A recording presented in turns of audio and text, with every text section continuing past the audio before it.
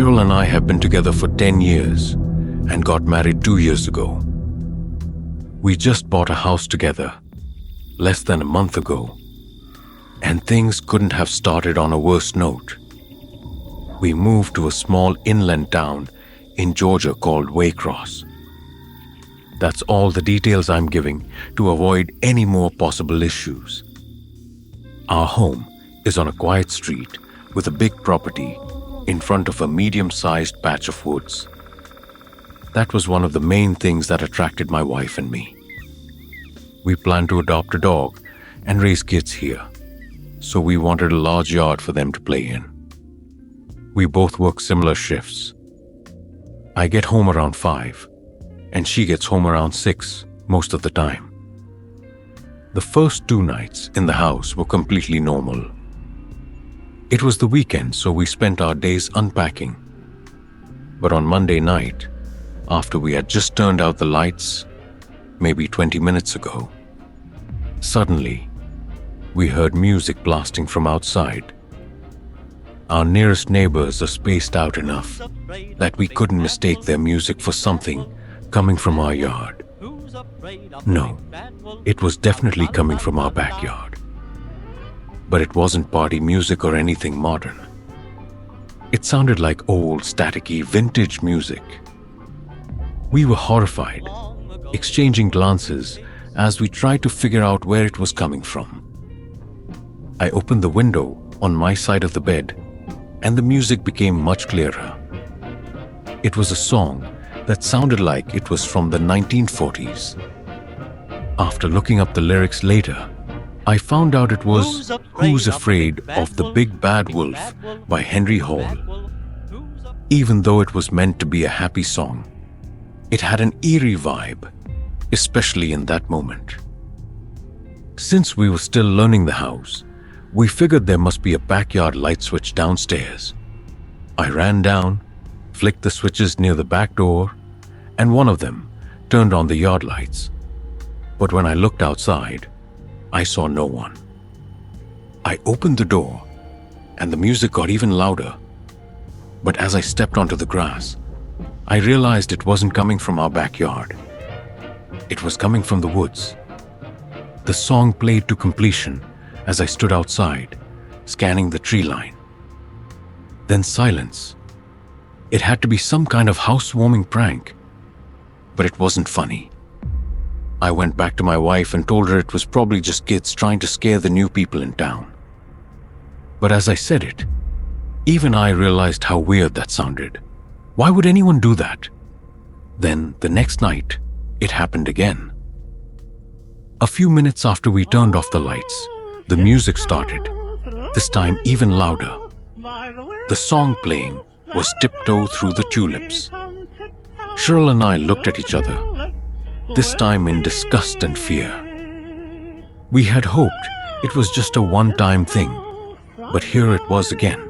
I looked out the window and saw something in the grass. It wasn't a person, but there was definitely something out there. I told my wife I was going to check it out. She said we should just call the cops.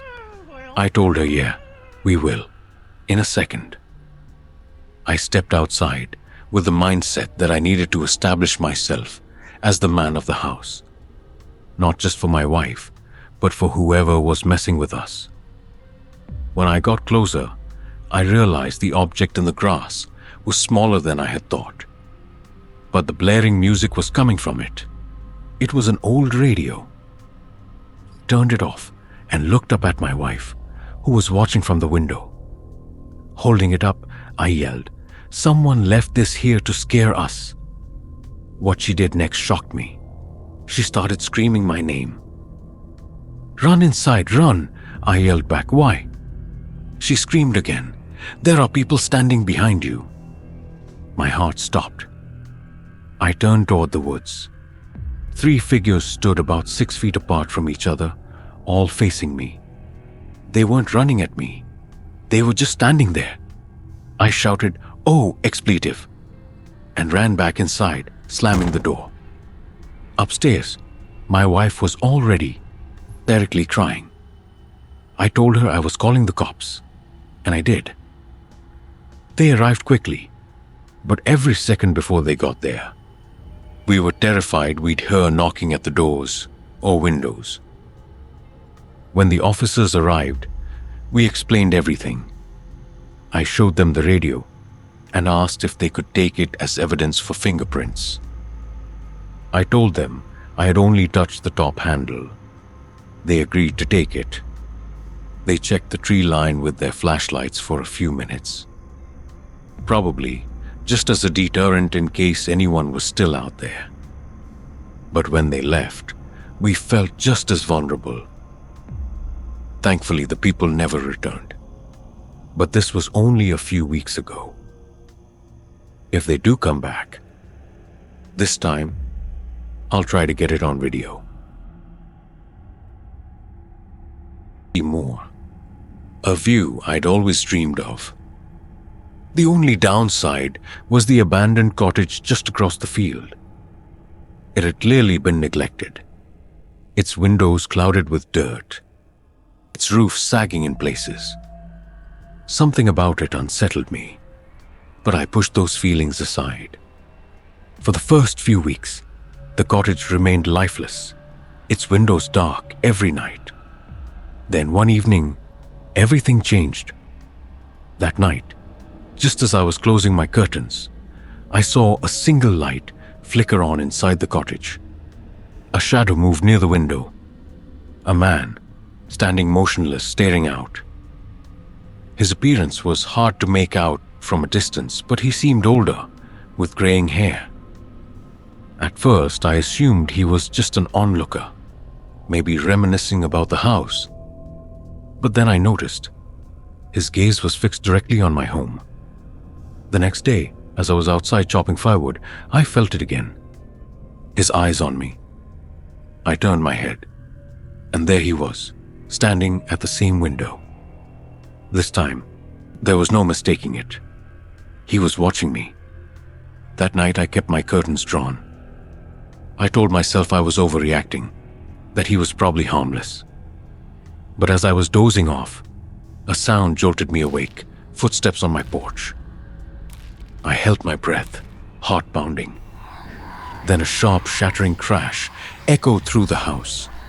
I ran downstairs. A brick lay on the wooden floor, glass shards from my window scattered around it. I grabbed a lantern and rushed outside, but the night was still. Whoever had been there was gone. When the police arrived, I told them about the man in the cottage. They exchanged uneasy glances before one of them said, "That house has been empty for months.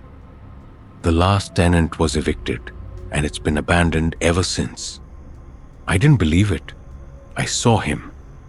He had been there, night after night. Determined to find answers, I went over to the cottage the next morning. The front door was locked, but the back door creaked open at my touch. The air inside was thick with dust and silence. I stepped inside cautiously. Then, from upstairs, a footstep. I turned and bolted back to my house, locking every door behind me. That was the last time I ever saw him. Whether he was real, a trespasser, or something else entirely, I still don't know.